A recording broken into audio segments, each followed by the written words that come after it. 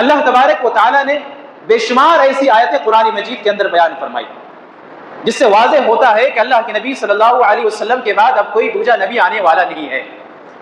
قرآن مجید کے بعد اب کوئی دوسری آسمانی کتاب نازل ہونے والی نہیں ہے. اس شریعت کے بعد اب اللہ تبارک و تعالیٰ قیامت تک کوئی دوسری شریعت نازل کرنے والا نہیں ہے. ہم انسانوں کی فلاح کے لیے ہمارے تمام مسائل اللہ تبارک و تعالیٰ نے اس شریعت کے اندر بیان فرما دیے. ہمارے تمام سوالوں کے جواب اللہ تبارک و تعالیٰ نے اپنی کتاب مبین میں اور اللہ کے نبی صلی اللہ علیہ وسلم نے اپنے احادیث میں بیان فرما دیے.